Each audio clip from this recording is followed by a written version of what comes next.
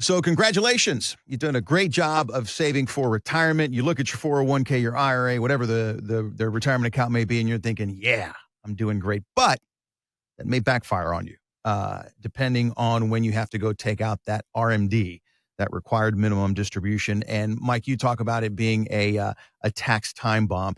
Couple of things there that I want to get into with you guys, but the number one thing that I learned through working with you is that when you hit that RMD age, whether it's 72, 73, or 75, depending on your age, you have to take that money out, whether you want to or not. What's the reaction to people that don't know that didn't know that when they were saving for retirement, and all of a sudden you're like, hey, you're going to have to take this money out, and oh, by the way, through no fault of your own, you're going to have to pay a lot of taxes on this. How come nobody told me? That's pretty much the answer. When Mike and myself and Lawrence and our team, when we're sitting down with prospective clients that are coming in, because when we talk about this a lot with our current clients, on what we're doing to fix it, but we sit down and we're talking about the normal things you'll discuss in a financial plan. You'll talk about income, you'll talk about investments, and then what makes us different is we're going to talk about long-term care, estate planning, life insurance from a tax planning aspect. But then we talk about taxes. That's kind of the thing that I like to focus on last, because that really does become the biggest part of the conversation. And what we're showing people is, here's where you are right now at whatever age you are. And here's how much money you're going to pay in taxes from now all the way out until the day you die, 90, 95, whatever the date is you want it to be, but 95. And then we show you, if we have proper tax planning where we use vehicles like Roth IRAs through Roth conversions, or we use life insurance for tax planning purposes, here is the same time frame from however old you are now to when we kill you off at 95. And here's the taxes you're going to pay over your lifetime. We're sitting down and we're showing them the difference. You're going to save $500,000, $600,000, $1.2 million, whatever the number is. And they always want to know, why is the difference so incredibly large? And then I will dive into the numbers. Mike will dive into the numbers and show you, all right, here's your taxes now. And then look right here at age 73 for most people. Most people that we're seeing right now, the RMD age is going to be 73. All of a sudden, your income is jumping by $100,000. And like, well, how's that possible? Where's my $100,000 raise coming from? They get kind of excited. And then that's when we say, well, that's the amount of money the government says every single year you have to take that money out of your IRA, your 401k, your 403b, your pre-tax retirement plan, and pay tax on it. That way they can get their money, because they've let you have that money in there for years and years and years and grow the money. Now they want their share. And you have to take out regardless if you need it or not. And from your perspective, what you're talking about, the tax implications. Imagine if you are in a position where you're good stewards with your money and your Social Security covers your income needs. Well, Social Security is tax-free if you do it correctly, right? So imagine being in that position where you have $70,000, $80,000 worth of Social Security, and all of a sudden you have to take out $30,000 or $40,000 or $50,000, whatever the number is from an IRA. You're forced to take it out. Now all of a sudden 85% of your Social Security is taxable. It's insane that nobody talks about this ahead of time. I mean, the woulda, coulda, shoulda. If people knew at 25 what this is going to look like, they probably would have taken a different approach. And every year that RMD amount goes up every year, because the calculation changes, and people look at the numbers and say, well, look, from age 65 to 72, I'm only paying like 3% taxes. And it's just like what Mike says, because they're reliant upon just their Social Security. As soon as we drop that RMD on, they go from paying 3% taxes to 25% taxes overnight in 1 year. And nobody ever tells them about it. Their financial advisors don't ever tell them about it, because the whole goal of most financial advisors is just to, one, accumulate assets for them to manage, and then grow your money as much as they can, because the more money that they have under management, the higher the fee is that they get to collect. So their whole incentive is to just grow that money as much as possible and keep as much money there. And they never have these tax conversations. And if you're sitting down and thinking, my advisor has never said this to me, my advisor has never mentioned taxes, or whenever I bring up the topic of taxes, they say, well, yeah, it's probably a good idea to think about Roth conversions, but go talk to my tax guy, or go talk to your CPA or whomever. You can just click the link in the video description below to set up a time with Mike, myself, and our team here at ProStatus. And don't forget to like and subscribe as well. It's interesting. I was just sitting down with some clients the other day, and we did that analysis that Ryan was talking about, and we showed them the difference, right? So during their lifetime, we calculated if they chose to do nothing, they were going to pay about $1.2 million in taxes over their lifetime. And if we were a little bit more tax efficient, we thought they were going to pay about $900,000 in taxes. And, when he looked at it, he said, well, that's only a couple $100,000. It was about $280,000 difference. And I'm not sure that juice is worth the squeeze at this point. That was kind of his opinion. And then we showed him what happens when the kids inherit the money. And we think the kids are going to be able to save probably close to $1 million in taxes if we do this correctly, right? And then what was really shocking to them, the difference of the amount of money that was left over by being tax efficient, being not tax efficient. And this is where it kind of hones in on the real problem. Being non-tax efficient, the kids were going to inherit roughly $4 million, give or take a little bit. By doing nothing. By doing nothing, right. By not being tax efficient, doing nothing, about $4 million, which is nothing to sneeze at. That's nothing to poo-poo at. But here's the deal. If they were tax efficient, the kids inherit $5.8 million. Wow. Think about that. It's almost $2 million, $3 million.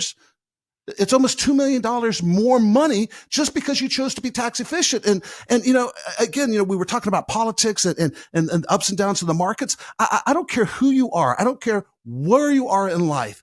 You are always a better steward of your money than giving it to Uncle Sam. Across the board, those guys do not make sound choices with our money. And we can agree to disagree about what they should be doing. But at the end of the day, you are absolutely insane if you think it's a good idea to give Uncle Sam, $1.8 million of your money just because you don't want to do some tax planning today. Or worse yet, find yourself in that position. Your kids look at what happens when you pass away, and they're like, what the heck? What the heck? How come your advisor never told you about this? How come your CPA never told you that this was going to be the outcome? If you want a different outcome, if you want to see what these taxes are actually going to do to you during your lifetime and the impact it's going to have on your children, sit down with Ryan, myself, and our team. We're going to show you how much risk you're taking. We're going to talk about fees. We're going to talk about long-term care, estate planning, all those things that you should be focusing on, but also taxes, because taxes have such a huge impact. I mean, it absolutely drives me insane. I know I said it a billion times. It absolutely drives me insane that these guys are out there making financial recommendations and have no clue about the tax implications of that very recommendation they just made. And you can always go online to thesavvyinvestorradio.com. Again, that's thesavvyinvestorradio.com. Again, for a quick 15-minute phone conversation to get your retirement plan started. You can do that today here on the Savvy Investor Radio Show and podcast and YouTube. So, guys, as we're wrapping this up, though, I guess a great way for our listeners and viewers to think about this is not only tax savings for them, but also for their kids, multi-generational. And by the way, Mike and Ryan, you guys have been talking about this for a long time. There is a window that's closing on us very soon to take advantage of these Roth conversions, if it makes sense for your situation. Talk to us quickly about that and that window, and what's the sense of urgency where we should act right now?